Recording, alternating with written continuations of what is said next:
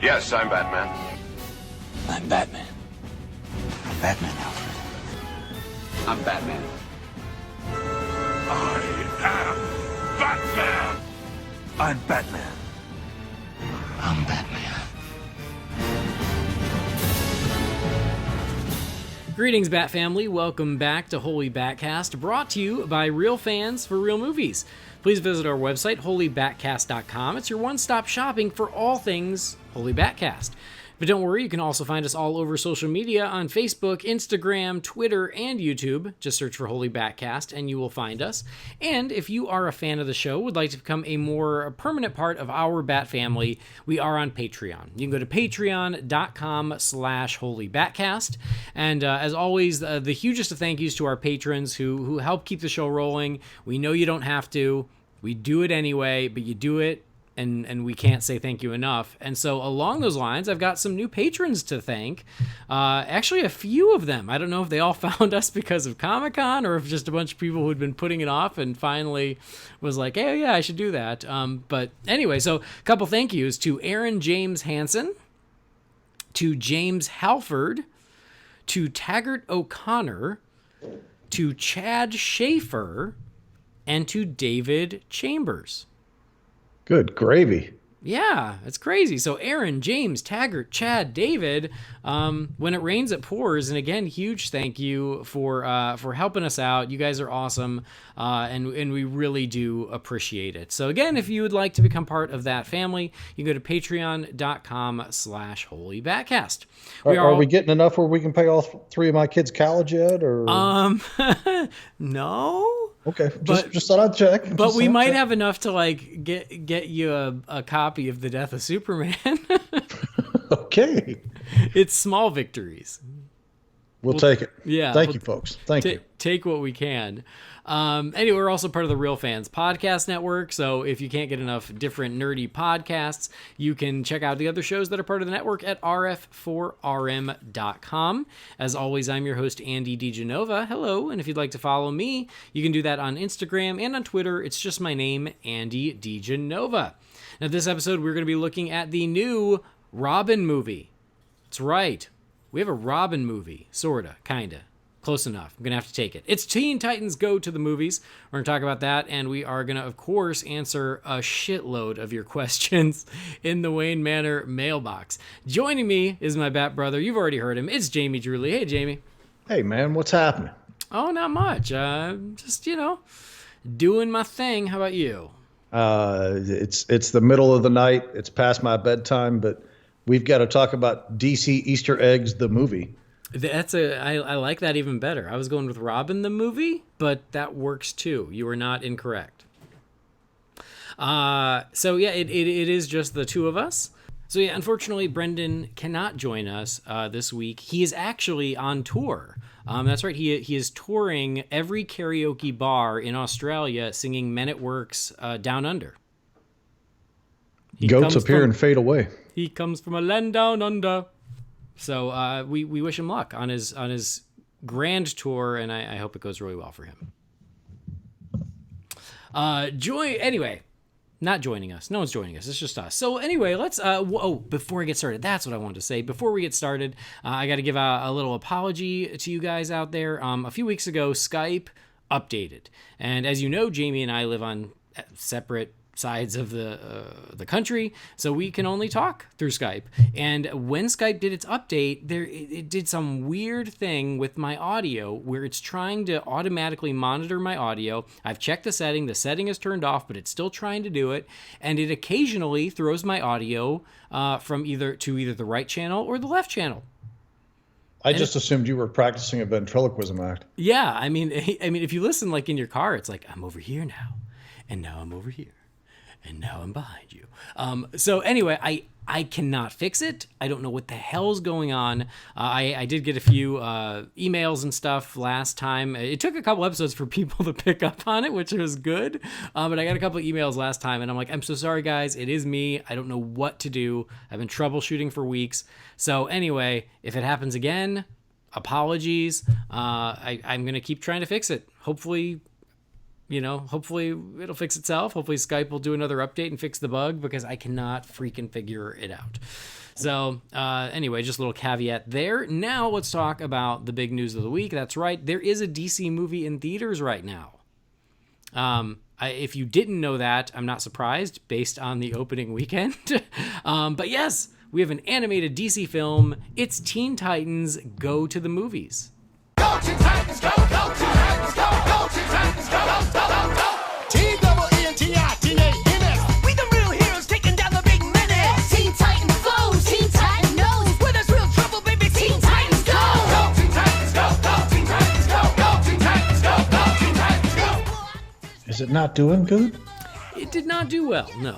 Oh, that sucks. If you remember, we did our summer movie preview on Real Fans.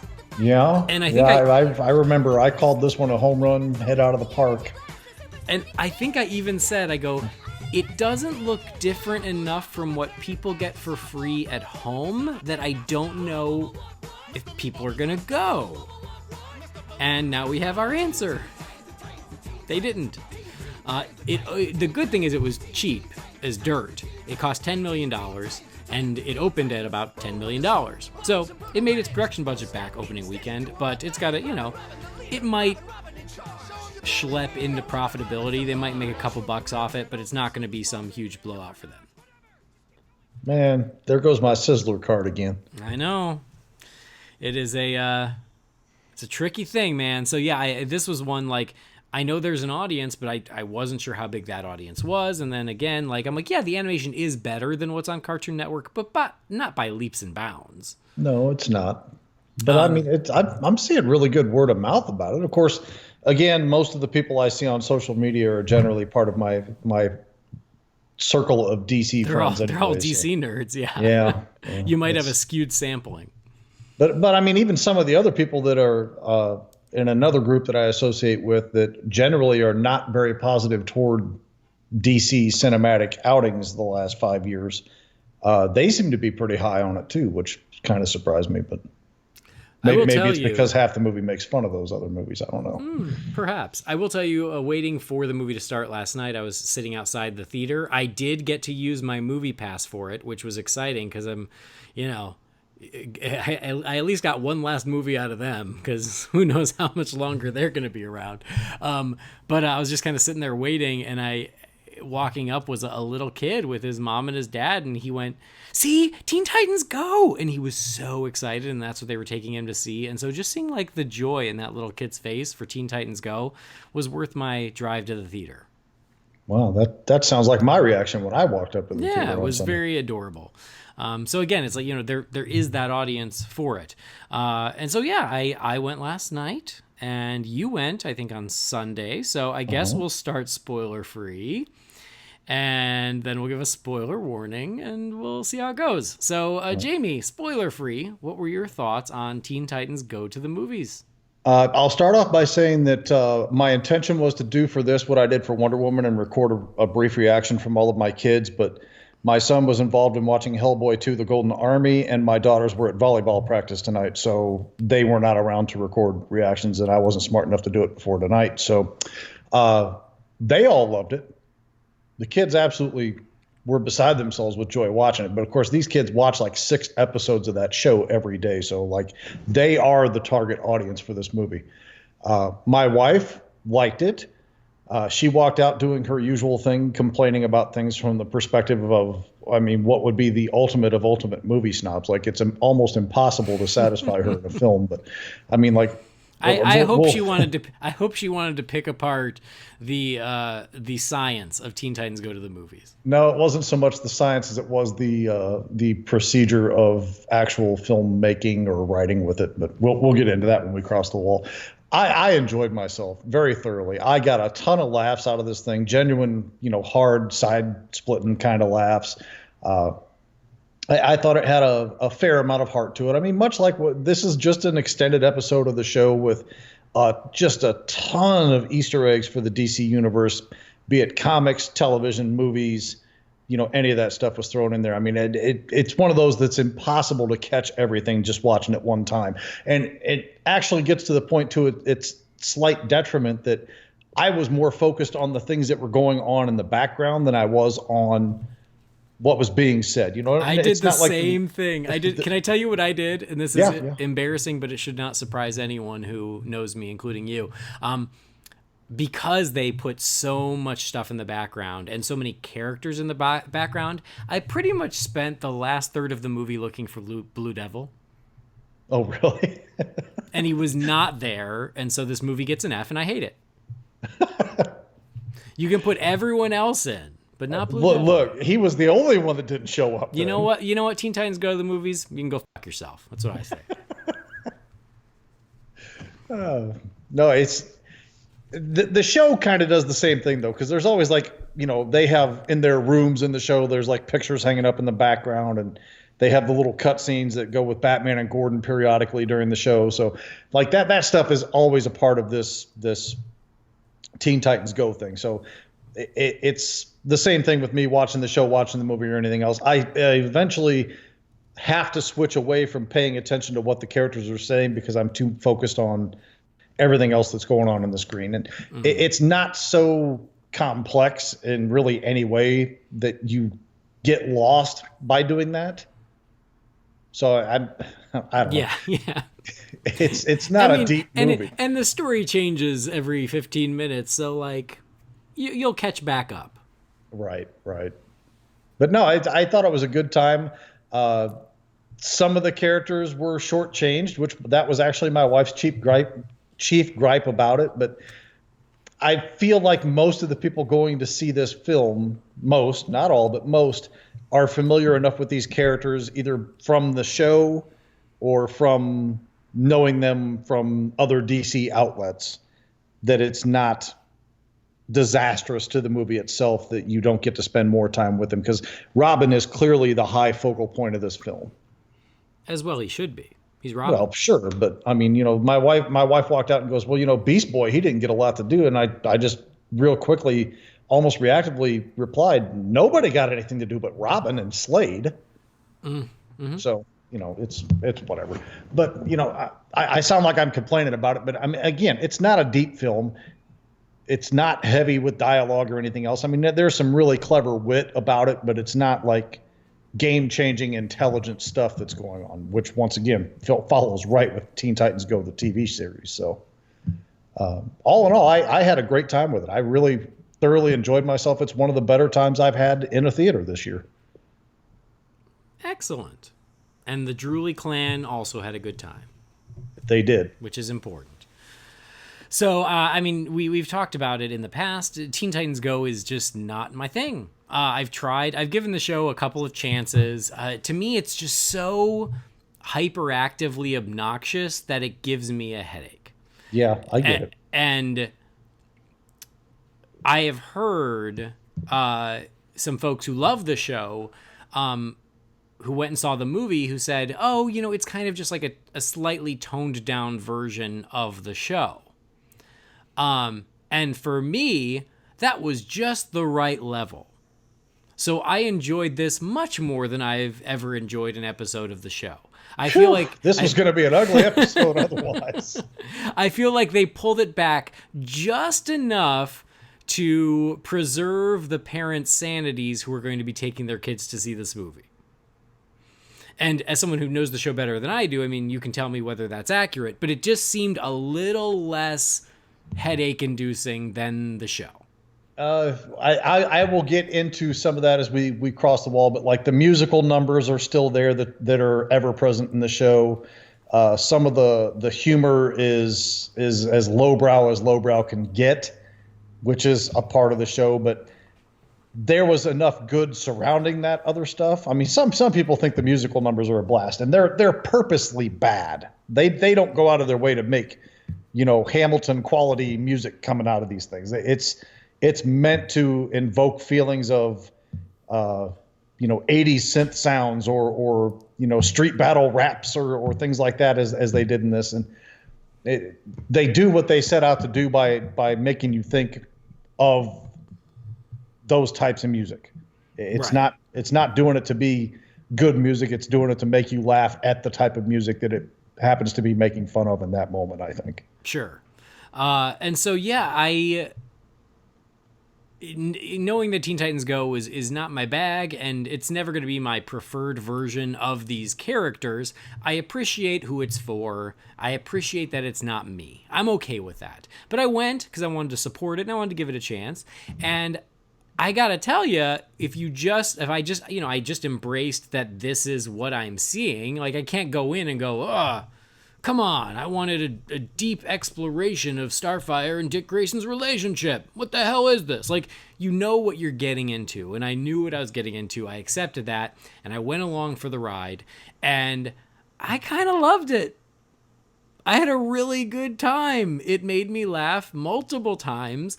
You just mentioned there's some lowbrow humor, and there is, but one of them, probably the lowest point in the movie, it worked because they so committed to how lowbrow it was that I respected it. Let me guess, the toilet? Yep. The toilet. I couldn't handle that. I finally surrendered. After, like, the first one, I was like, oh, come on. And then when they just kept going with it, I finally surrendered to it, and it made me laugh. And I was okay with that. So my son, my daughters chuckled at it. My son was short of breath laughing at that so hard. So it was, that again, they know their audience and they give them what they want in droves. I mean, it was gleefully lowbrow. I went with it. And so, yeah, there were quite a few things that made me laugh. I liked the musical numbers. Most of them. I thought those were really funny. I enjoyed those. I liked how they multiple times in the film switched up the animation style. That was kind of fun and unique. I liked that they had fun with that. I'm just gonna interject right there and tell you that I watched an episode the other day of the TV show that my kids were laughing so hard at because they took it and made it the old, I don't know if it's Filmation or who did the Super Friends, but they did it in the Super Friends style and made fun of how bad and how cheap that animation was back then. Like, they would have one character talking, but it would be another character's voice coming out of it, that kind of bad. But the brilliance of it is when they changed back, I caught something and I was like, rewind that. And I rewound it. And sure enough, when they had it in that classic style of animation, it was the old 4.3 ratio, like the old square TVs. Yeah. And then when they switched back to the current animation, the black bars on the side disappeared and it went back to a widescreen format. I mean, it was just brilliant. I mean, it's so simple, and nobody in the house, I had to rewind it 4 times before anybody even caught it. Because I kept saying, watch. And then finally one of the kids like, oh, the screen changed. I was like, yep, there you go. Yeah. So my point being, they play around with animation styles all the time. So it was great to see them do that in the movie. But they do it in almost a genius fashion in how they present it. Right. And I think that's great. I think that's actually one of the stronger points of the show itself. Yeah. Well, and I really enjoyed that because they did it probably 4 times, maybe, throughout the film. And it's cool because it breaks it up. It brings something unique to the table. It's still, it feels a little special. I appreciated that. I know, we know how purposefully stupid the show is. But the fact that the movie knows how purposefully stupid it is, like, buys so much goodwill from me. Because it's so self-aware. It knows what it is. They call themselves out for what they're doing. That I think it's in the trailer, but as soon as Superman shows up and he's like, "Oh, you guys are goofsters. You're not even superheroes." I mean, that's the thing, and the fact that they really just have fun with their own reputation and make the movie about that, I appreciated that very meta aspect to it. And there were quite a few parts that really made me laugh out loud, which was impressive. And not all the jokes work because they're making it for what, 6-year-olds, 7-year-olds. So not all the jokes are going to work on a 40-year-old man. That's fine, but enough of them did. And to your point, so many little Easter eggs and references just of everything in the DC universe except Blue Devil. That, like, as a DC fan, you just have so much fun seeing what they're going to throw in there. And there was one sequence that once we get over the wall, I want to call out, but it was that just that sequence alone was like, well, there's no way I'm not going to love this movie like that. Like, and I'll be curious. I wonder if you could guess what it is, but there was just one sequence somewhere in the center of the film where I was like, that was so good that I'm pretty much going to forgive everything else. That'll be curious to get to that. So for someone there's a ton of stuff in there that I kept thinking to myself, okay, there at one point when I think it was Superman that was saying it to him, you know, you guys never do anything heroic. All you do is, you know, screw around and, you know, blah, blah, blah. Yeah. And all I could think to myself for about 5 minutes after that is, dear God, Andy wrote this movie. Yep, exactly. And that's why I appreciated it. I'm like, you guys know why I don't love your show, and you're addressing it. And cool. Great. You know, you guys know. That's all. Because, yeah, that's exactly my thing. I watched Teen Titans Go. I'm like, they're just sitting around the tower screaming at each other and never being superheroes. And so for someone who doesn't like the show to have such a good time with the movie, it was a pleasant surprise. And I didn't have an issue with it being focused on Robin because, again, you know, I'll take a Robin movie. And this isn't exactly what I have in mind. But there's a segment that gives me something similar to what I have in mind. And I'll take it for now while I'm waiting. Nice placeholder. Yeah. So yeah, no, I really had a good time, you know, like when it was over, I was at a big smile on my face. I was like, all right, well played, Teen Titans Go to the movies. I have to give forewarning before we cross the wall. For all of you 6 huge hardcore fans of the Challengers of the Unknown out there, this probably ain't going to be your movie. You're right. I mean, they put in Detective Chimp for Jay Yaws. Yes, they did. Where's my Blue Devil? That's all I'm saying. Power Girl. I mean, that just we'll get into pretty much everyone. Pretty much. I mean, pretty much everyone. Exactly. I will say, you know, kind of going back to what I said at the beginning, like I don't feel that it's super cinematic. I don't feel the animation is that much better that it's necessarily a, you know, like I want you to go see it to support it because it is a good time and it's a good movie. But I understand why people would wait and go, I don't need to see that on the big screen. Yeah.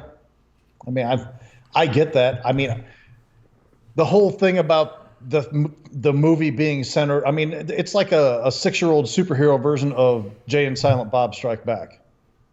Yes, totally. Absolutely. So, I mean, you almost want to do it for the sake of they're making fun of superhero movies. So that's kind of why the cinematic value of it's there, if that makes any sense. Yeah, sure. So, I mean, I'm certainly, I have zero regrets about going to see it. Me too. Even my wife said, mind you guys, my wife hates movies. Hates it. She sent and somehow me a text you married today. her. She sent me a text today. I'm going to read it to you just because this will kind of put it in perspective for you. She says, and I quote, today at 7:38 p.m., do I have a favorite movie?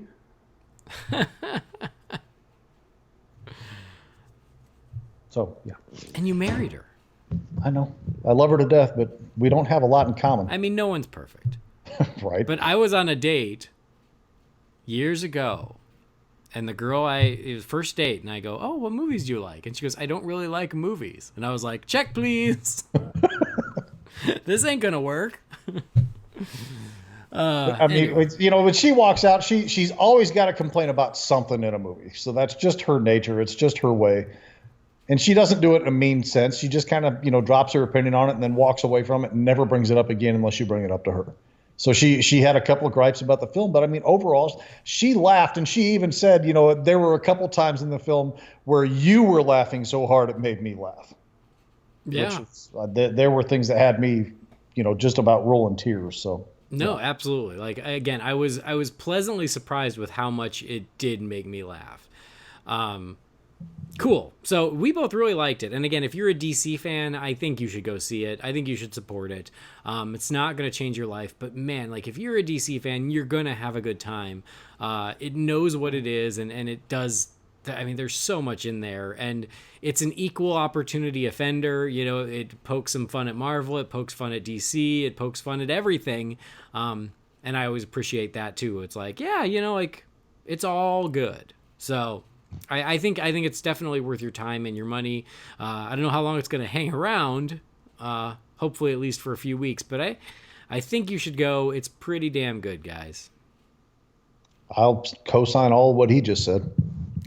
Anyway, let's get over the spoiler wall for Teen Titans Go to the Movies. So before we get to the movie itself, we did get a little Batgirl short, a little DC Superhero Girls short focused around Batgirl.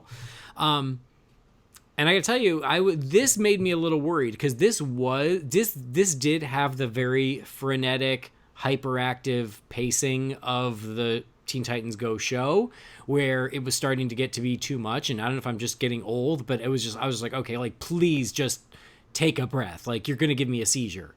I thought it was cute, but it was just so hyperactive that it bothered me a little bit. And that's a weird line to toe with that one, because the whole premise of the thing is she is in a hurry to get somewhere. So yeah. So I mean, it was still cute, and I'm glad they took the opportunity of the Teen Titans Go movie to put this DC Superhero Girls short in front of it, just to give a little more exposure to that brand and that stuff is out there. And it was cute. I enjoyed it. I was just glad it was pretty short.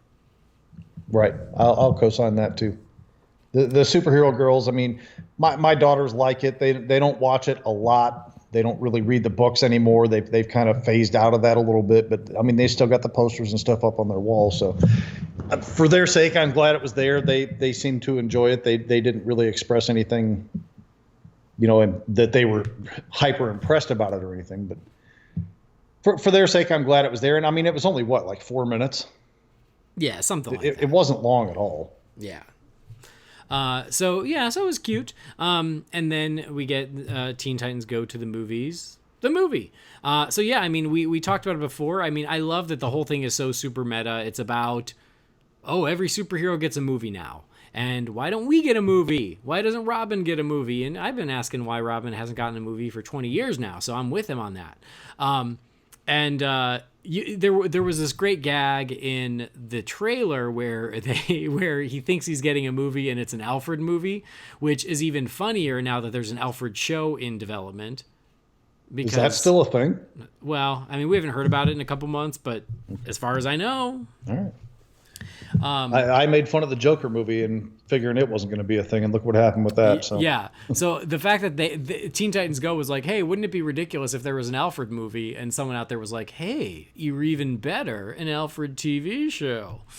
But that's a great gag, and that was in the trailer. But I love how they kept going, and they're like, oh, there's another one. And it was Batmobile the movie. Which I would totally watch, by the way. Which I'd watch the shit out of that. And I loved Starfire, where she goes, yes, I do love Batman's The Automobile. Mm-hmm. I love how she talks anyway. It's adorable. So yeah, silly, I again, not really watching the show, I didn't really realize that that's how they made her talk, but I found it endearing. I found Beast Boy's speech patterns less endearing. Yeah, he's a bit much. Yeah. He's the only one that kind of annoyed me, where I'm like, God, you guys are just trying so hard to be cool that you're annoying me. But anyway, so like then there was. Well, to be fair, Beast Boy in the comics is really annoying too. So. Well, he is, but he doesn't talk like that. He's always been super enthusiastic and energetic and a little annoying, but like not like the way they make him talk. Like anyway, but then you get the Utility Belt the movie. So like the superhero movie commentary that runs through the entire film is amazing. And so I just loved watching them like stacking on the joke of like Alfred the movie, Batmobile the movie, and now Utility Belt the movie. I did not expect Utility Belt. I figured that was going to be Gordon the movie. So and did I kind of wanted to see that. Yeah. Because Gordon and Batman in the show is a running thing. Like those two are always hanging out, like they're bros and stuff. Mm-hmm. I mean, it's actually quite funny. But the one thing I want to make sure I call out and I don't forget was the first thing that had me howling laughing in this movie was the title of the Batman movie. Oh yes, Batman again. Yes, that was awesome. I love that. Batman again. And y'all are gonna go. That's the thing about movies like this. I mean, we had this a little bit with like the Lego movie and the Lego Batman movie. Like there are things that I'm laughing at, like pouring tears laughing at, and like the rest of the theater is silent, and I'm like, oh, you poor people, you don't get it, or you didn't see it, or I'm just ridiculous. I don't know, but yeah, no, that was awesome, and I love tons of those moments in this one because I always love it when they do that, but don't call attention to it. Right. Like, so you either catch it or you don't. Like, there was another thing later on, and it was amazing moment, but I wish they hadn't put a big exclamation point on it, which was Stan Lee's cameo. Yeah.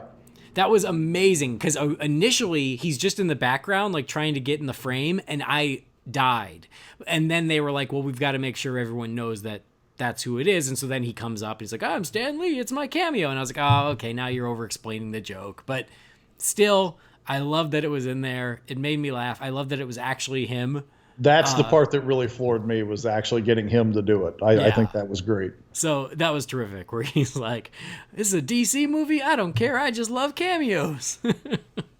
That was fantastic. I love that he was willing to be a part of that. Yeah. Even if he was a paid endorser for it. But. Yeah, because initially I just thought, oh, it was just going to be him in the background trying to get in the frame, which would have been so funny and subtle for us. But I get it. They want to make sure everybody sees it. If they hadn't got him to actually do the voice for it, I would be right there with you. But the fact that they did, I was cool with the way they played it. Right. No, it was hilarious regardless. I'm more of a less is more when it comes to comedy, but that's just my personal taste. I totally get it. I'm going to have to get the Blu-ray of this when it comes out and probably spend a half an hour pausing, rewinding, and focusing on all the movie posters in the background. Oh, totally. Yeah. Because like the BVS poster that's Batgirl and Supergirl, that was kind of cool. The one that had my wife giggling and giggling and giggling because she wasn't like busting out laughing, but she just kept giggling at it, was the Aquamanatee poster. Oh, right. and there was like 2 or 3 others that I saw too. And I knew waiting a couple of days I was going to forget some of what I saw. But yeah. No, there was tons of good ones in there. Okay, so I want you to take a guess as to what sequence I so fell in love with that I was like, okay, the rest of the movie gets a pass. It would have to be, in my best estimation, where the Batmobile was chasing after them on the studio lot. No, but that's pretty damn good. That is the thing that made me laugh the hardest in this movie. You know, because it goes from Batmobile to Batcycle to scooter to roller skates, and then he's on Alfred's back. The part when he was on Alfred's back had me cracking up. Yeah. No, that was great, and I love that they used the Danny Elfman music. It was amazing. No, the sequence that like, and it was a prolonged sequence. It wasn't just a few seconds. It was like probably 5 to 10 minutes of the movie. Is the time travel sequence. Oh yes, that killed me in the best possible way. Oh yeah, the part where they go back to change it again with the Crime Alley thing, and they throw the pearls around Martha's neck and push him in. Yep. And you see the the flashes from the gun. Like when that happened, like the theater was not full, but even then, all the adults were like, "Oh my god!" Like there was this gasp/laugh at that moment. Yeah, I mean, number one, the fact they use the Back to the Future music, and then they use Back in Time from Huey Lewis, and the fact that they go back to prevent all these superheroes from becoming who they are was hysterical in and of itself. And then when they had to go back and correct it, was just as funny. And yes, the Crime Alley moment was like the punctuation at the end of that was just hysterical. And showing Crime Alley and what was happening in there was pretty hysterical. Oh yeah, why would you go in there? That's Crime Alley. And what does it say? Go down, whatever, Happy Alley or something. Yeah. I was still too busy laughing at the Crime Alley thing to pay attention to what he said. Well, and even Bruce Wayne says something, Dad, thanks for taking me in the movies in this dangerous part of town. Right. So yeah, it was the time travel sequence was one of my favorite parts of the whole thing. It killed me. That was excellent. And the other thing where It was earlier in the film, but it was one of the moments where I kind of surrendered to the film. It was right after they did the upbeat song about life, the upbeat, inspiring song about life, which I thought was hysterical too. I love that title of the song. And they do the big musical number, and they've got like all these other animals, right? Like who are singing along, and one of them's a bear, I think. And he's in the middle of the road, and they run him over. Oh, and he gets run over, yes. And they get out, and they're like, oh God, let's get out of here. Like, same thing. Like, it was just enough like wrongness to it that it really killed me. Okay, I want to get to my one huge question mark with this film. Sure. And you usually have pretty good theories about this, so I'm anxious to discuss this with you. Why didn't they call him Deathstroke? They never did in the Teen Titans show. Really? Yeah. So in the old Teen Titans show, before Teen Titans Go, they never called him Deathstroke because we talked about this in the past where in kids' shows, they don't like saying dead, death, kill, murder. Like there are certain words that are no-nos for kids' shows. But all of those words were still in this movie, but they still never called him Deathstroke. Were they? Well, Did they say kill? Raven Did they said something about going back and killing the superheroes with the time travel thing. I don't know if she said kill, though. No, she absolutely did say kill. Did she? Like, oh. Well, so I mean, even if they were got a pass for it for this movie, the point is in the Teen Titans show, they didn't want to call him Deathstroke because it was a kids show and death is just a little too harsh. Again, that's why you look back, watch He-Man. Skeletor always says, "I'll destroy him." He never says, "I'll kill him." And so in the Teen Titans show, they were like, well, we don't want to call him Deathstroke because it's a kids show, so we'll just Slade. Just call him Slade. And so there's a generation of kids who grew up only knowing his name is Slade. Fascinating. And I didn't so watch that show, so I was unaware. I think this is just an extension of that, as being like, well, people who watch the old show know him as Slade, not as Deathstroke, so we'll just stick with Slade. Yeah, because I mean, they called out the name Deadpool more than once. Yeah, which I don't see any more offense in that name than Deathstroke. So I mean, you're obviously onto something with that. So yeah, it's something I've always noticed about cartoons is they avoid certain things. And again, in a movie, they probably could have called him Deathstroke, but again, I think that they were just like, well, no, we called him Slade in the old show. We'll just, and I'm sure that I don't watch Teen Titans Go, but if Slade shows up there, they probably just call him Slade too. That I don't know. I can't remember seeing him on there. I know Rose has showed up there, and I think they just call her Ravager. And I'm trying to Brother Blood has been on there a couple of times, and I'm trying to remember if that's actually what they call him or if they call him something else. Not important. But yeah, that's why it's weird. And I was wondering that too. I was actually waiting to see because they did that great running gag of like Slade. And I thought they would say Deathstroke because it's just a scarier name than Slade, but they didn't. They stuck with Slade. Before my son got into watching Hellboy 2 tonight, they showed a commercial for a Teen Titans Go episode that's going to air in 2 weeks. And that's what Robin kept doing was the Slade thing. And they're like, find out what Slade is up to in an all new Teen Titans Go in 2 weeks. So and they even said at the end of this movie that it was going to be continued on the show. So obviously they meant that part. Yeah, I guess so. Synergy makes the world go round. The Challengers of the Unknown thing also had me cracking up. Yeah. And the sheer irony of it for me is I axed about 4 or 5 books off of my pull list this week, and Challengers of the Unknown was one of them. Oh, really? Yes. Because it's unreadable for me. But anyway, I found that utterly hysterical. And the fact that they gave you just enough with it, like it was an ongoing thing through the entire film, but it wasn't like like you said, it's more subtle. It wasn't really in your face. Because, it was early on in the theater to get the seats for the premiere. And then later on, when somebody goes into the portal, they were in there. And then, the post-credit thing was them. Right, yeah. And it was funny when the movie ended, that same kid who was super excited to go to the movie, he was sitting behind me.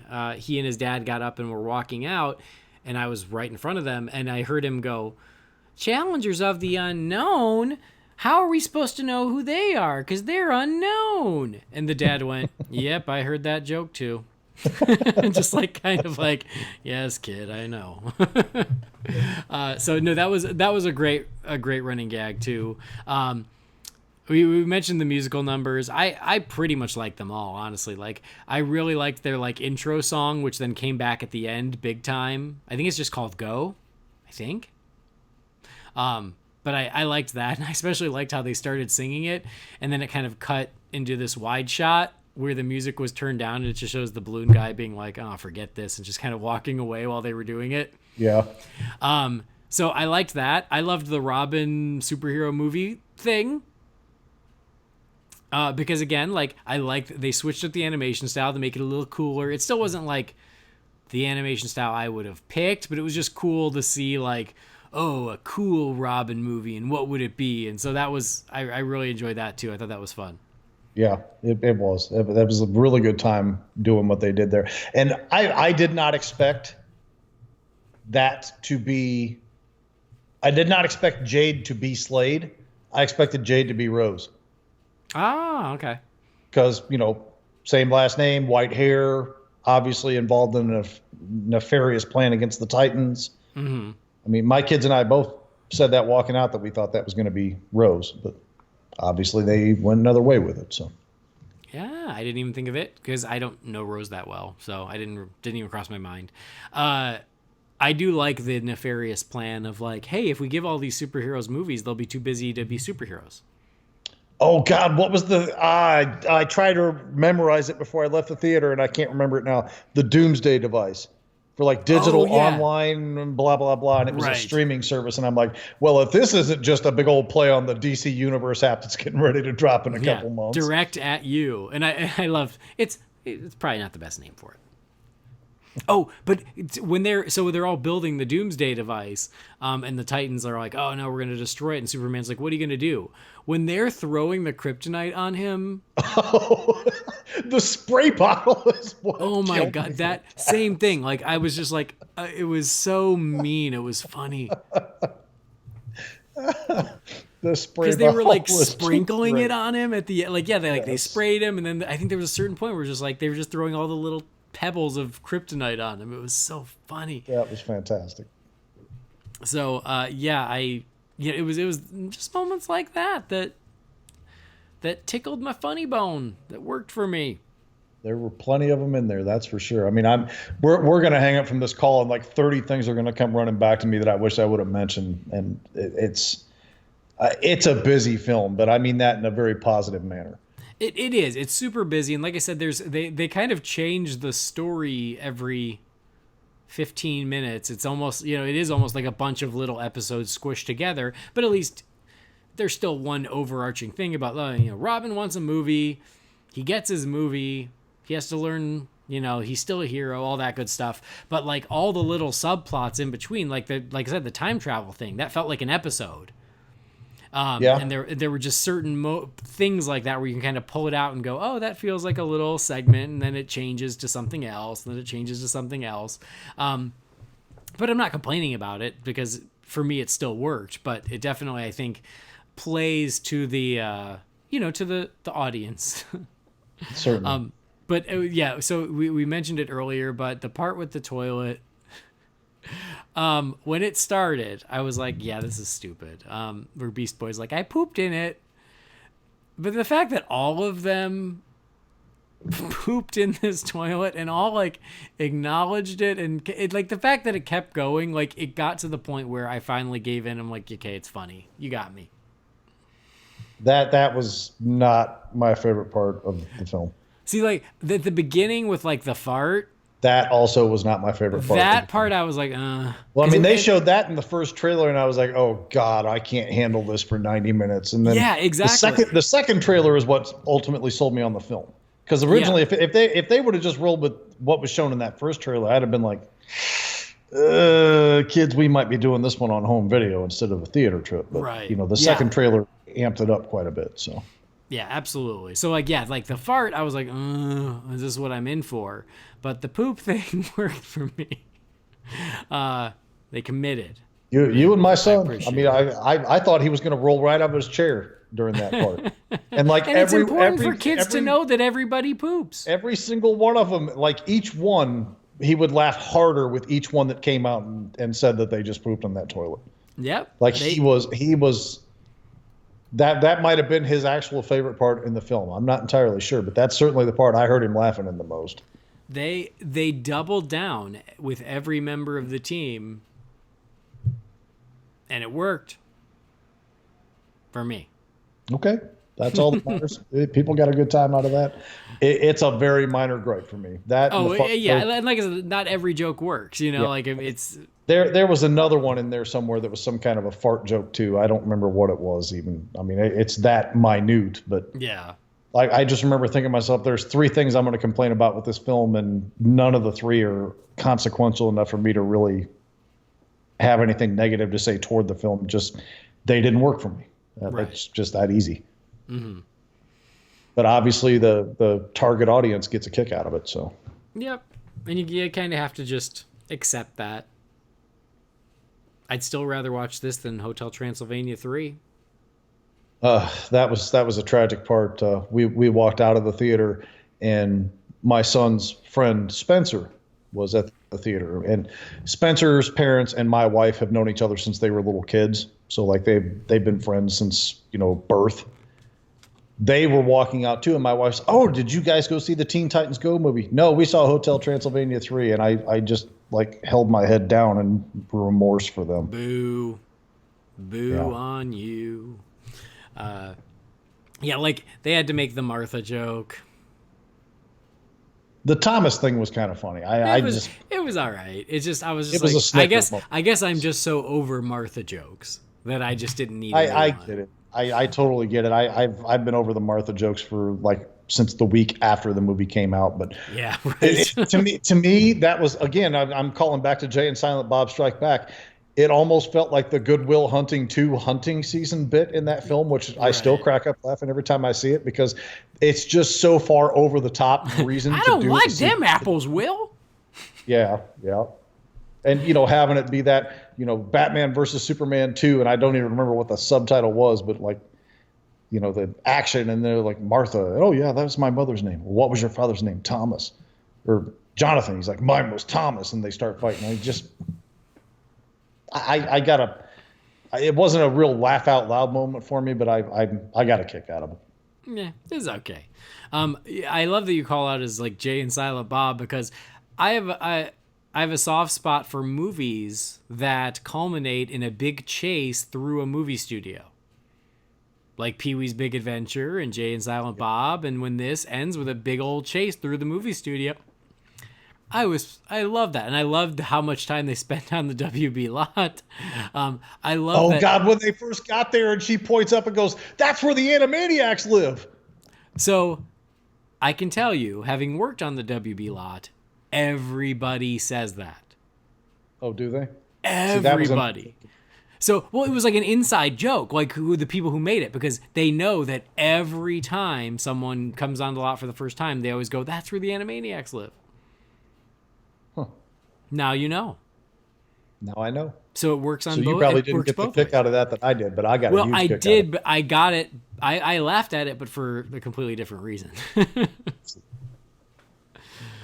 So, it was, I loved all that stuff too. And like you said, I want the Blu-ray because there are a lot of things that I wanted to pause just to, the movie theater full of these characters or when they're all coming after them at the end. Like I wanted to see, oh God, like I know I'm missing stuff, and it is cut pretty quickly. And so I'll have to, and I will purchase this. So when I bring it home, I will be looking for more of those nods, Easter eggs, characters, things, all that stuff. I feel horrible for you that Blue Devil was not in there anywhere. Yeah, I know. It's not okay. Of course, I don't think Booster Gold or Blue Beetle were in there anywhere, too. At least not that I saw. I saw Blue Beetle. I did see Blue Beetle. I don't know if I saw Booster Gold, but I wasn't really looking. But yeah, Swamp Thing was in there. Adam, I like the Adam jokes were pretty funny. Oh, the Adam jokes were good. Crypto was in there. Power Girl was in there. Detective Chimp. Detective Chimp, yes. Was Zatanna in there? I think she I don't was. know. I mean, probably. Aqua Lad was in there. Was he? Yeah, he was in the theater. He Oh was, God, sitting behind that me. was the one. That was the one that cracked my wife up. Was the thing that holds the 6-pack of cans, the plastic thing. Oh, yeah. Right. That was the part that cracked my wife up. That would have floored me if I hadn't seen that meme like 4 years ago Right. of him like on the beach trapped in one of those. So I appreciate that they did it and all, but it just wasn't as funny to me because it's something that I'd seen before. Kind of. Yeah, poor Aquaman. Still. Oh, the part where they were doing the Lion King thing and he was jumping through the water like a fish. Oh my God, that was... Yeah, the Lion King thing was hysterical. I had forgotten about it until you just said it, but yeah, that was great. That's what I said. We're going to hang up and I'm going to remember like 30 things. There's so much in here, and it's not a long movie, but it is fast, and they pack in a bunch. Yeah, I think it's only... I mean, with the short, I think it was shy of an hour and a half. Yeah, I think with the short, it was right around that mark. So, and then there was a post-credit scene or a mid-credit scene, because post-credit scene was the Challengers of the Unknown, Right. but the mid-credit scene had some fans that one losing I their assume minds. has something to do with that show that you were referring to, but again, I never watched it, so I don't know. So I only seen a couple episodes of that show, and so I'm not the person to ask either, but I think that this was how they're announcing that they're resurrecting it. So the mid-credit scene is the Teen Titans show, not Teen Titans Go, but Teen Titans, the one that was prior to Teen Titans Go. It was this, this transmission of the characters in that version basically saying, hey, I think we found a way back. Yeah, there it is. I think we found a way back. And so, yeah, for the people who love that show, and there's a very dedicated fan base to that show. It's just not me and you, but there are people who love that show, and I know that they lost their minds because it sounds like this show's coming back, whether it be on Cartoon Network or on the streaming service, but that's what I got out of it. Well, they're going to have busy Titan. I mean, Teen Titans Go the movie, the Titans TV series, Young Justice, which is kind of sort of Titans related in a nutshell. Titans-esque. And then this, other Titan show possibly coming back. I mean, that's a lot of Titans on the plate there, pal. Yep, I know, right? So hope you like Titans, guys. Just like that, they phased out the Bat family and made everything all about Titans. I guess so. It's weird, huh? But yeah, I saw a lot of people very excited about it. I saw people who go, "Oh my God, best mid-credit scene ever!" And I was like, "Oh, okay, cool. I wonder what it is." And then that's what it was. I'm like, "Oh, okay, it's best for people who already love that show. It's not best for everybody." I never saw. I wasn't even aware that show existed until I saw people complaining about the fact that Teen Titans Go replaced it. Yeah, I know that show is going the original run. I think is going to be on DC Universe streaming. Because as I was playing with the app at Comic-Con, it popped up. But yeah, I've only seen a handful of episodes, and one of them was recently because there was 1 or 2 episodes on the Judas Contract Blu-ray. And so I watched those. I see. And I know that I'd watched a couple others because I knew that they called him Slade. So I know, The animation style kind of reminded me of The Batman. Sort of. It's a little more anime. Yeah, that's right. Yeah. Yeah. But I see, I can see the similarities. So yeah, Teen Titans Go to the movies. I'm glad I went to the movies because Me it was too. a good time. Yeah. Teen Titans Go to the Movies is a good time at the movies.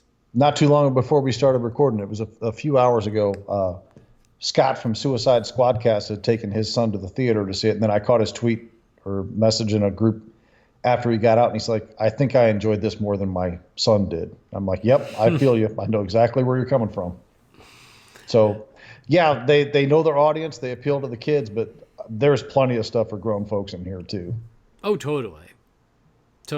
And I was pleased to find that. And I know that some of that stuff is in the show. I just feel like it was not. I just feel like it was better handled here. Yeah, it's more expansive with it.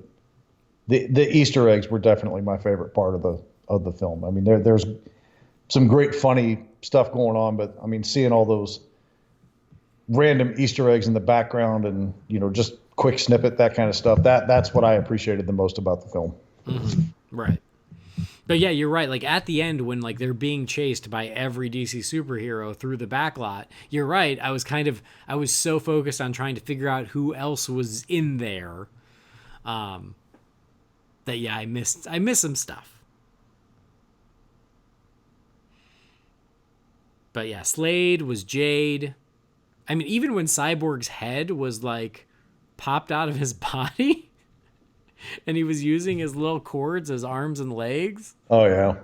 Like, oh, it was ridiculous. He always does that on the show. Like, oh really? constantly. Is that a thing? Yeah. Okay, I'd never seen that. Well, before. I mean, not necessarily with the arms and legs per se, but like he's always popping off body parts in his head and everything else. So. Well, there you go. And then like there was a certain point that was really funny where like he kept trying to start the song again. It was like when they were trying to get into the movie studio. Oh yeah, he popped the speakers out of his back. And he popped the speakers out, and the guy was like, no. So that's and also when Slade makes the crack about the waffles, which again was in the trailer, but that still made me laugh. Yes, the waffle thing is. Have you by chance seen the waffle episode? I don't think I've seen the episode, but I know of it. Okay. Well, I feel like I know enough. That is, and I know people will argue with me, especially Jay, that stupid "Night Begins to Shine" song that makes me want to stab my ears. They think that that's the greatest song, but no, I'm here to tell you the waffle song is the greatest song in the history of that show. Okay, I'll trust you. I don't know the waffle song. It's completely. I mean, it's like the music in here. It's so bloody ridiculous that it's hilarious. Yeah, as the music played, I just kept. I'm like, do I buy this soundtrack? Because I'm kind of tempted. I'm not sure I could handle just listening to it on its own. I know exactly. I'm like, it repeatedly. works in the movie, but I don't know if it works as a song. Yeah. Do you have an Apple Music account? I don't think so. No. See, that's what I do now. I don't even buy most albums anymore. I just listen to it on Apple Music because I can listen to it once and be done with it and not feel bad about throwing out $10 on the album. Right. So yeah, that'll work for me. Yeah. I mean, I think I kind of want the Robin superhero movie song, whatever that was called. I kind of want that one. I dug that. Those parts of the movie I did feel like were definitely written by you as well. Oh, thank you. Yeah. I was like, but they were like, they kind of like implied that a Robin movie is ridiculous. And I'm like, I don't think it is. I disagree. So anyway, yeah, why don't we give some closing thoughts and letter grades for Teen Titans Go to the movies, Jamie? It's an absolute blast. It's again not deep, but it's really funny. It's got a lot of great Easter eggs. They're just one after the other. You can't catch them all in a sitting. And for me, stuff like that is just tremendous, especially when it's done as well as they did it in this film. A lot of really laugh out loud moments throughout the entire film. It just clicked with me on most levels. There are very few minor complaints I have with it overall. And again, stuff for grown folks. And I'm not saying it's necessarily mature material, but stuff that we'll catch that maybe kids wouldn't. And there's plenty of stuff for kids to enjoy too. So, I mean, for me, for my household, who everybody loves superheroes with the exception of my poor wife, this was the total package for us. Like, this is the ideal movie for us to share as a family. So it worked great for all of us. I'm going to give it an A-. Oh, nice.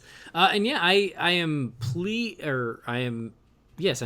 as punch to report that I enjoyed it. I was nervous, and I certainly didn't want to come on here and hate it, and I didn't want to hate my life watching it. So thank God I had a good time with it.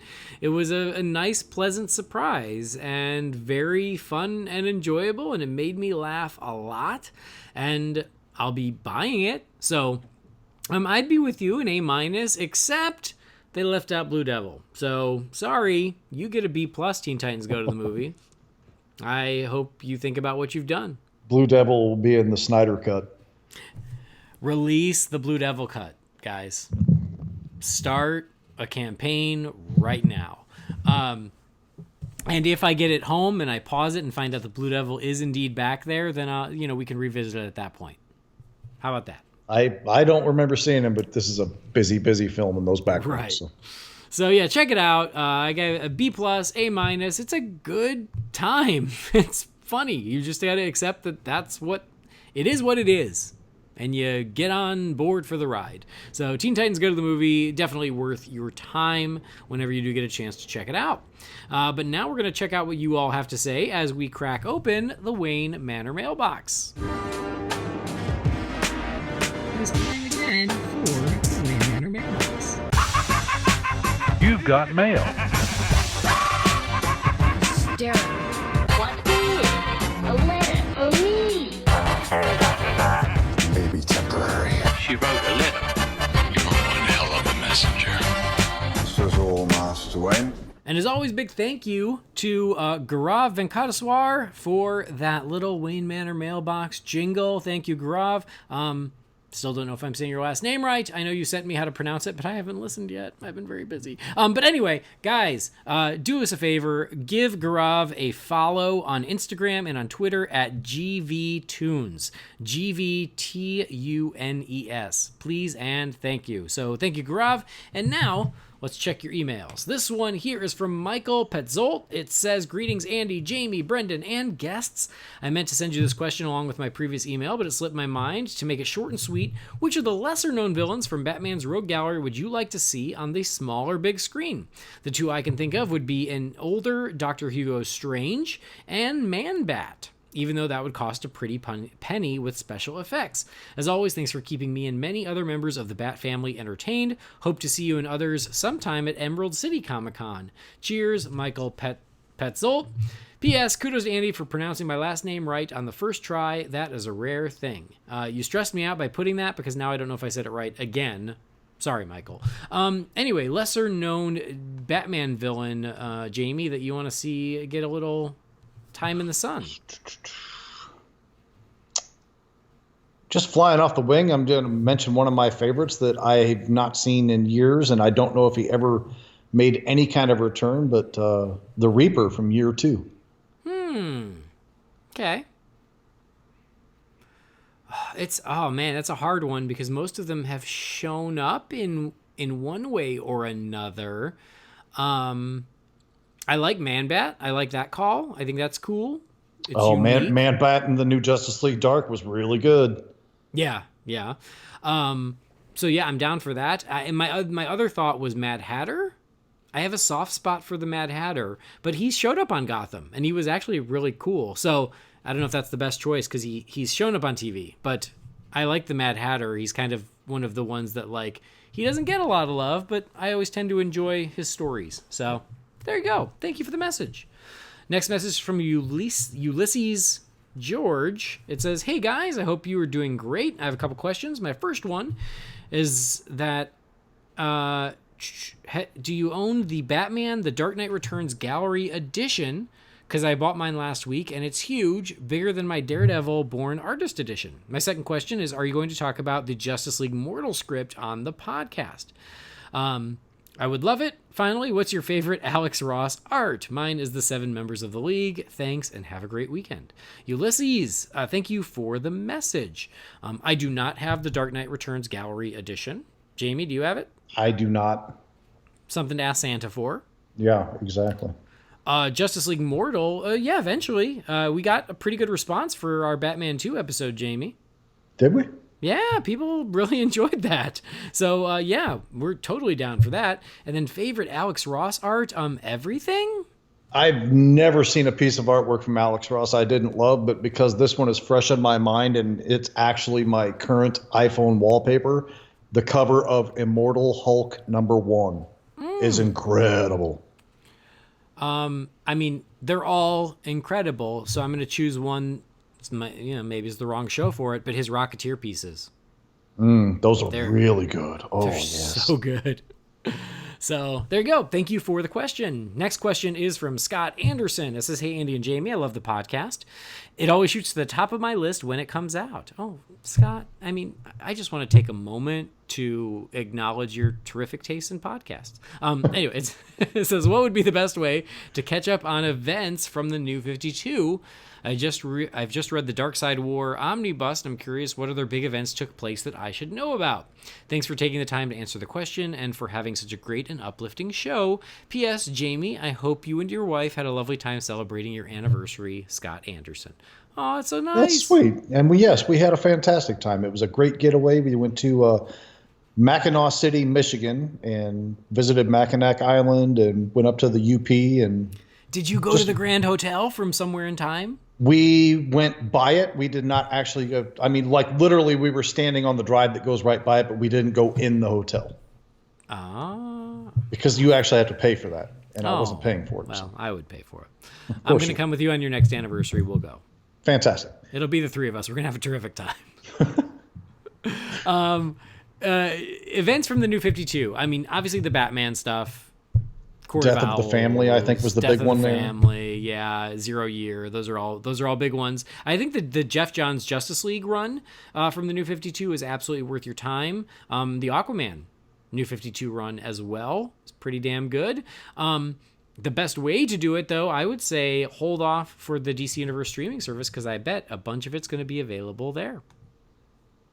Yeah, I'm so far out of the loop on the New 52 stuff, and I'm going to use that app to catch up on it, actually. So, yeah, I'm going to actually do a little bit of digital and read it on my television because that's an amazing idea.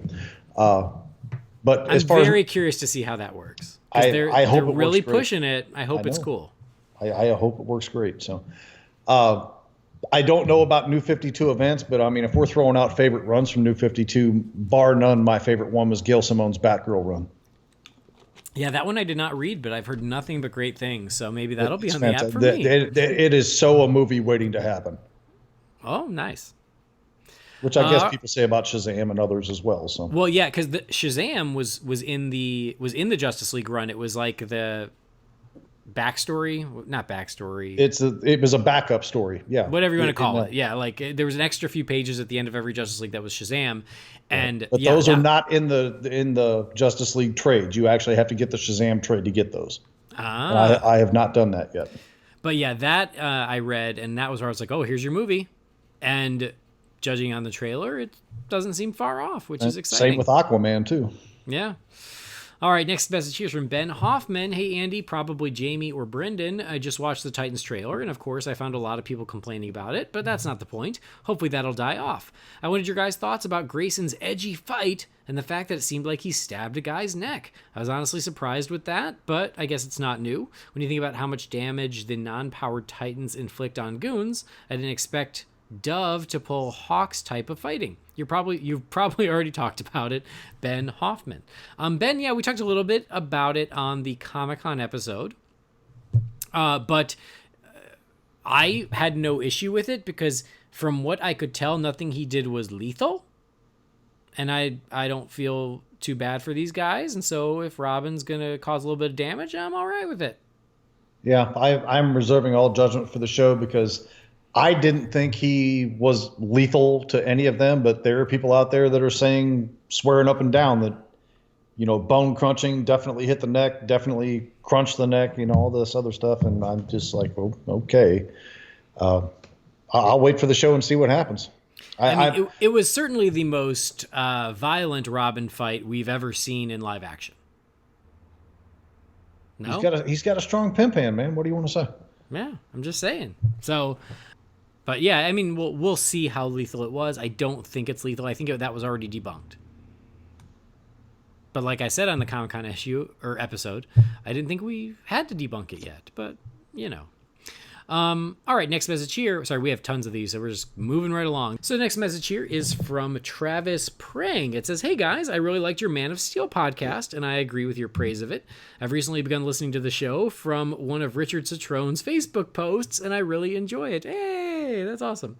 It says, I recently bought a commuter card and decided that the command key for Man of Steel would look good on the keyring. I found it on Amazon for $15, and it makes my commute a lot zippier. Also, you'd mentioned the released score lacking some cues in the movie. There was a full movie score that was leaked a few years ago, along with Batman v Superman, fairly recently. They aren't too difficult to track down and are amazing. Hans Zimmer's score was definitely missed in Justice League, something I think we can all agree on. Keep up the great work, Travis from Little Elm, Texas. Travis, thank you for the message and welcome to the show. Or as I always like to say, welcome to the party, pal.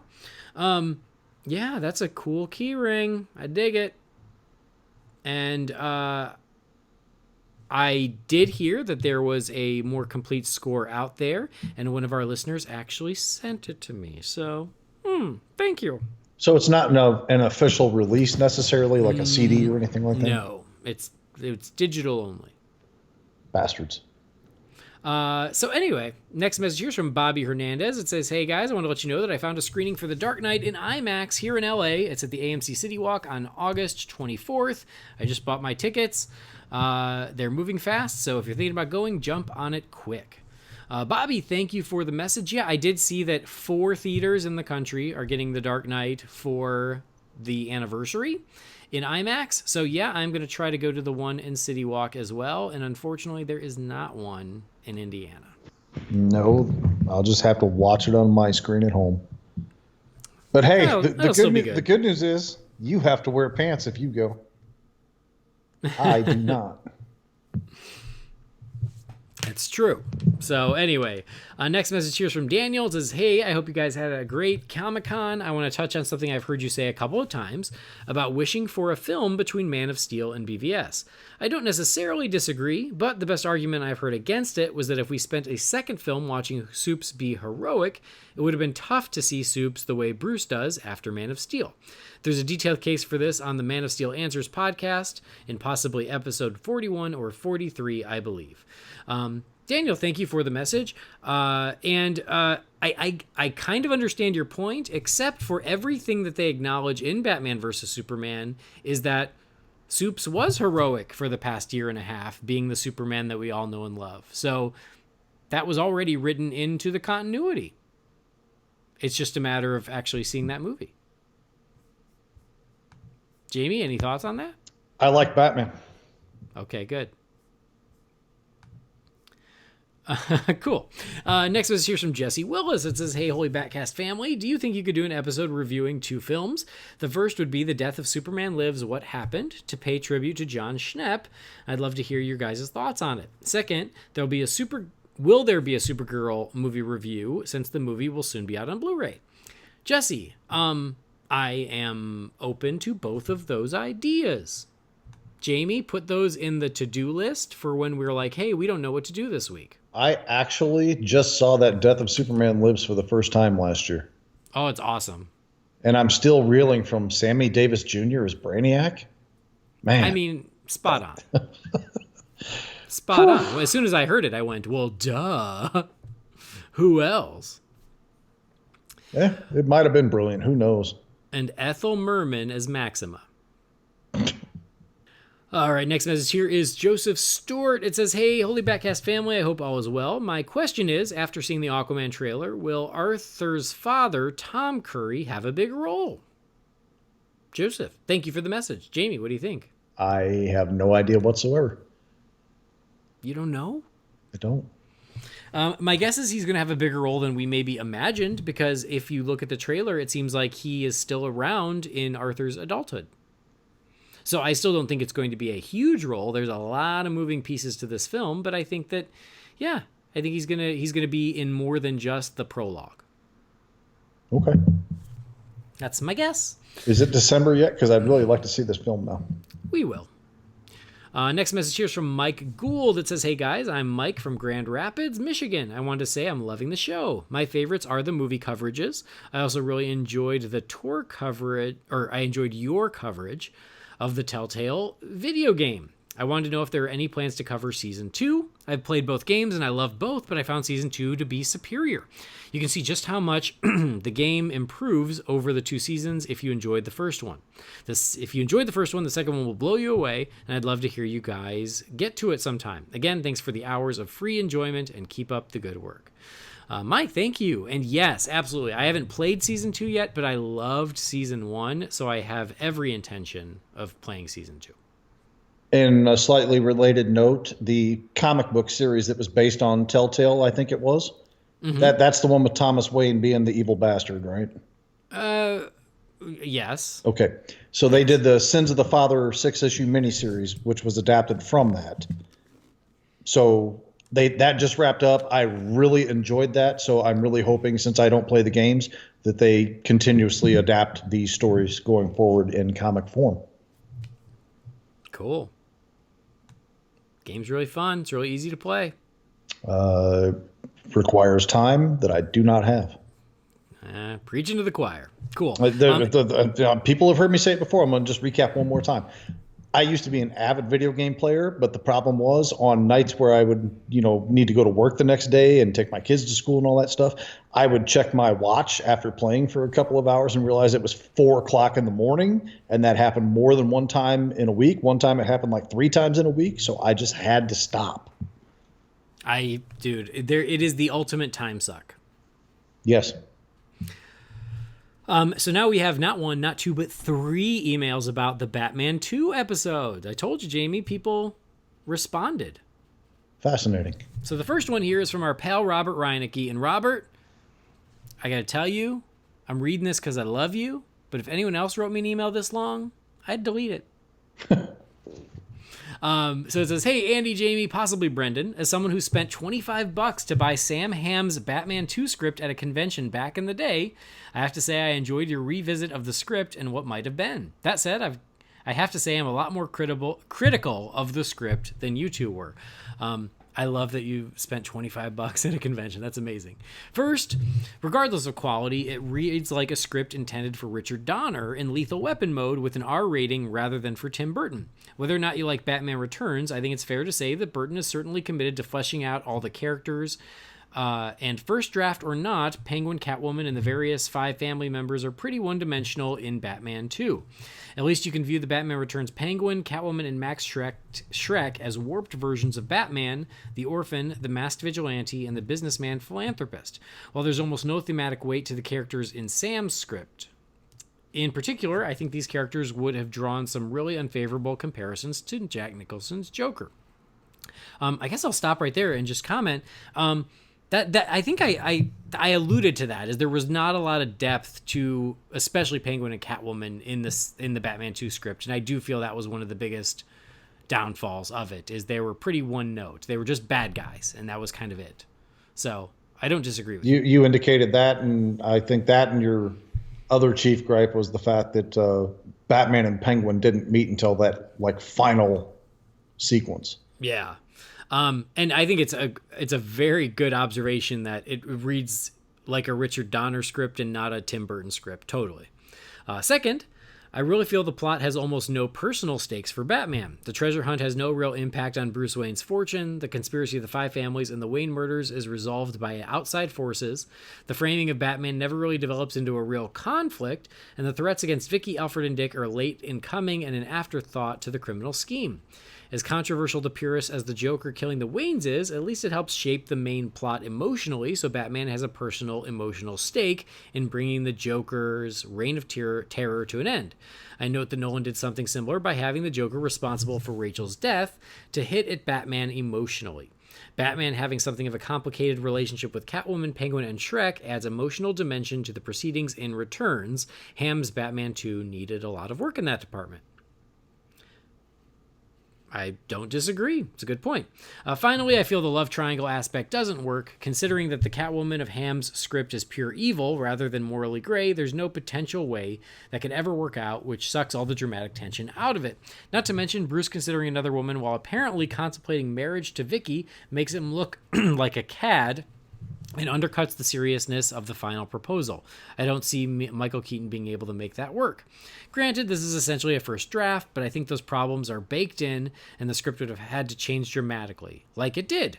Now, there are other endpoints where Tim Burton and Daniel Waters arrived at, but I feel at best Sam Hamm's script is a starting point with some good moments, but not a viable story that just needs dialogue polishing. That said, Sam Hamm is also a fun listen whenever he opines on Batman. Certainly has had an overall positive impact. If I may make a request, a future episode dedicated to Sam Hamm and Dennis Cowan arc Blind Justice would be a lot of fun, especially as it has Sam further exploring the plight of the homeless themes that are in the Batman 2 script. Thanks for the episode, Robert Reinecke. Brother, you put way more thought into that than I did.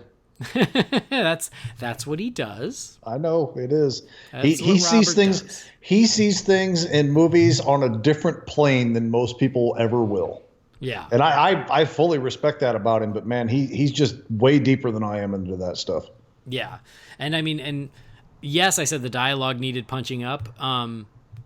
But I do, you know, I think I said, but maybe I wasn't clear, but like, yeah, I feel like there was no emotional weight to Penguin and Catwoman, and that's my favorite thing about Batman Returns is how much emotional weight both of those characters are given, because both of them are tragedies, and that just brings an element of heart, sad heart, but heart nonetheless to that movie that was lacking in the Batman 2 script.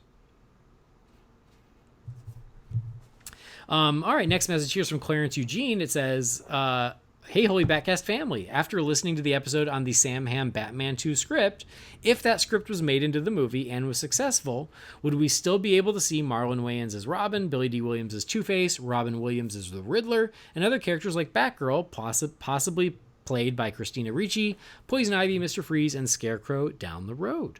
Jamie, what do you think? Probably. Agreed. Probably. Yeah, I mean, if they had gone with a less divisive script, whether it be that, you know, whether it be the reshaped Batman 2 or whatever, and Tim Burton had stayed on, then yeah, I think we would have seen a lot more, I think, a lot more of what you just said, a lot more of some of those things that we missed out on because of the soft reboot they ended up doing with Batman Forever. Somewhere in an alternate universe, that's what we got to see. All right, and then one last one here about Batman 2 from Brian DeMasso. It says, hey, Andy, Jamie 1 and Jamie 2. I'm a longtime listener and a first-time emailer. I love the episode you guys did on the Batman 2 script. I love Batman Returns and wouldn't change it for the world, but Hamm's script is intriguing as well.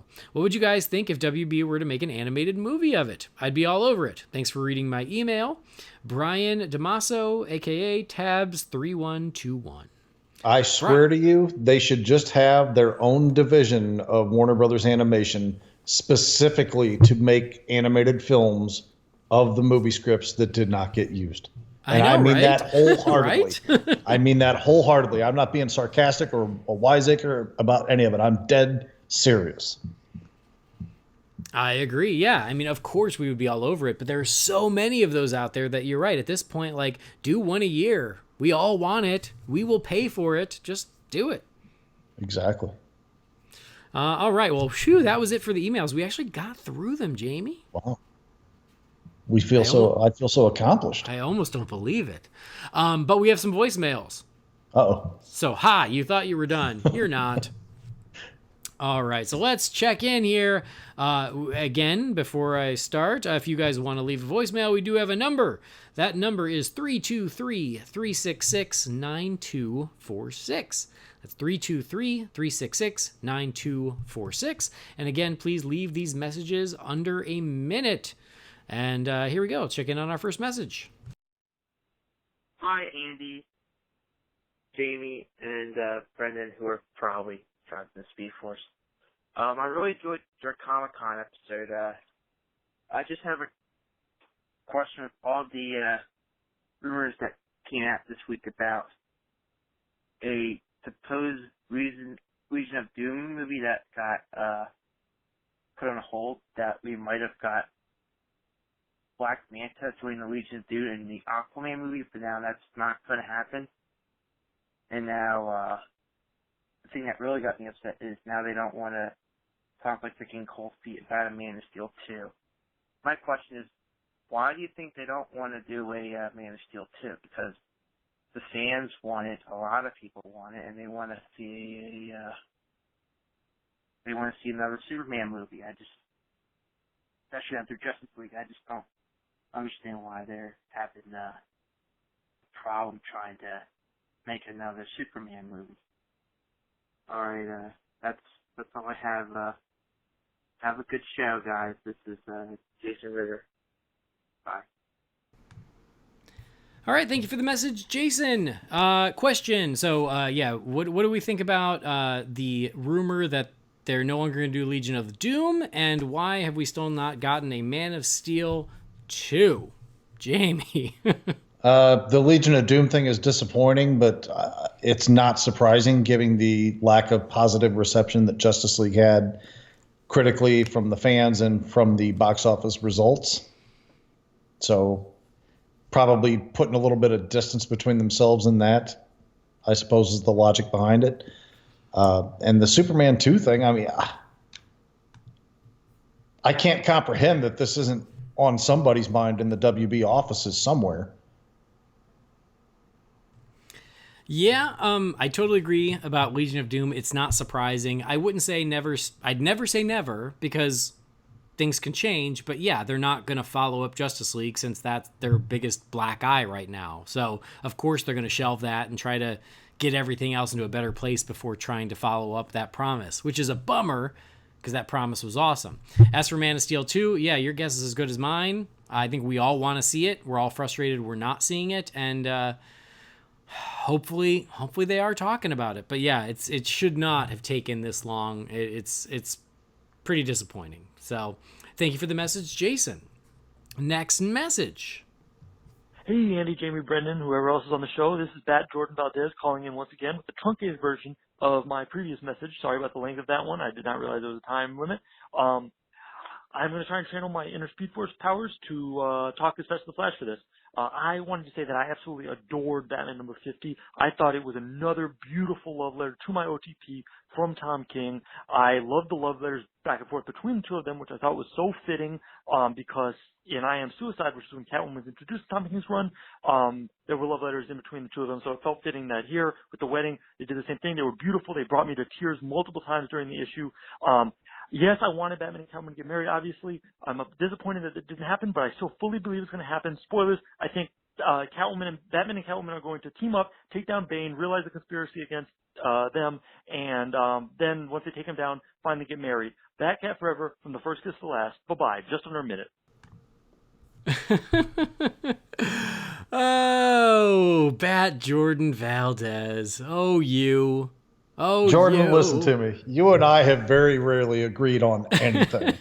But your enthusiasm, I respect the absolute hell out of it, man. I really Take do. a breath. I'm worried about you. So Jordan Valdez gushing about Tom King's love letter to Batman and Catwoman. In other words, or in other news, water wet. Sounds about right, yeah.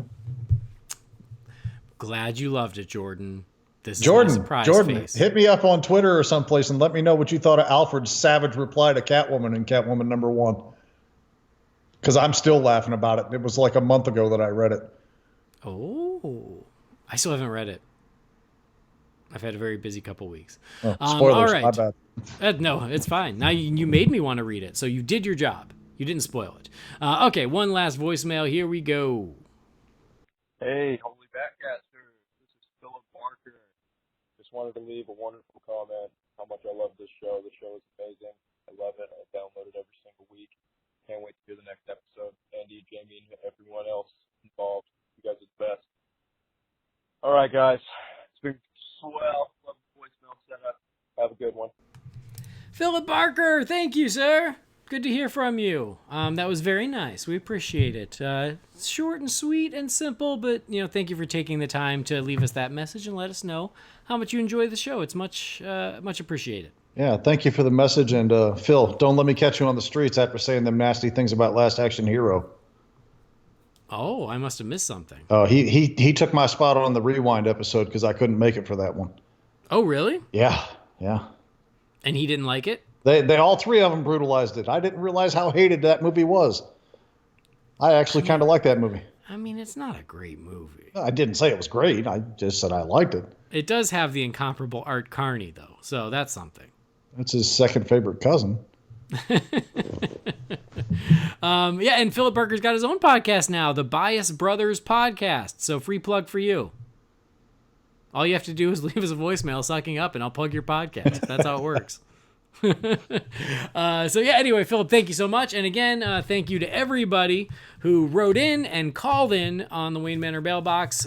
Huge thank you. So if you'd like to send us an email, you can send that to holybatcast@rf4rm.com. And again, if you'd like to leave a voicemail, that number is 323-366-9246.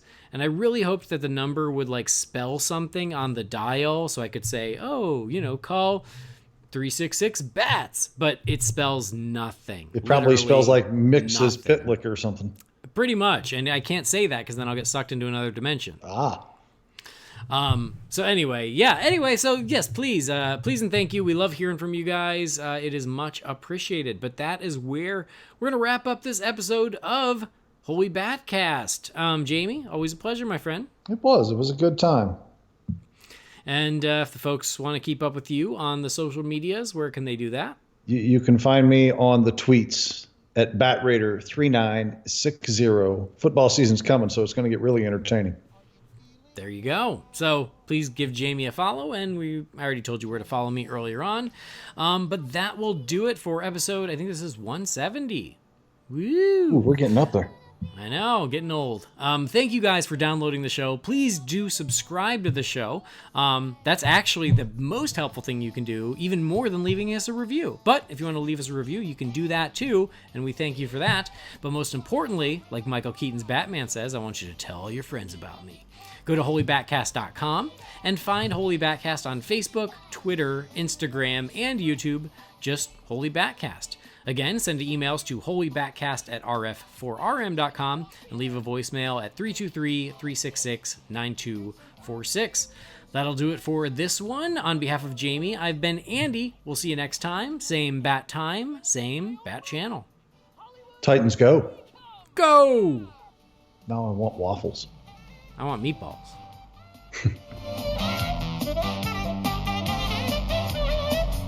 This show is a proud part of the Real Fans Podcast Network.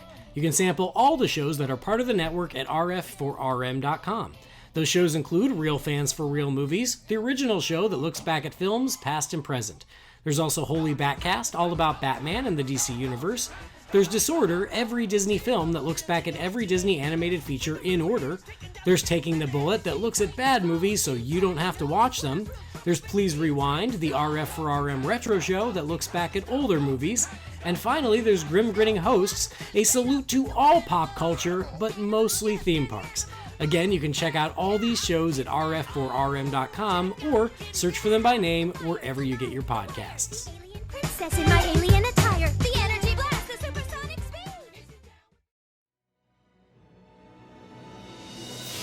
Holy BatCast is brought to you by Real Fans for Real Movies.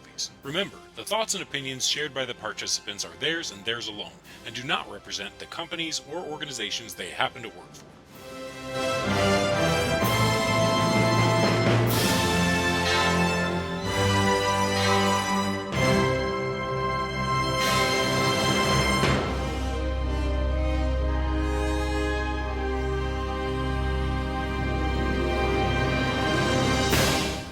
Didn't you hear what she said? That she would make a movie about us if we were the only superheroes around. So, all we have to do is... kill all the other superheroes. Close, but no. I want us to save them from becoming superheroes in the first place. Every superhero is born from a tragic, life-changing event. I propose we travel through time and stop those tragic events from taking place. Robin, this is the excellent plan! Let's do some time traveling, yo! To the time cycles!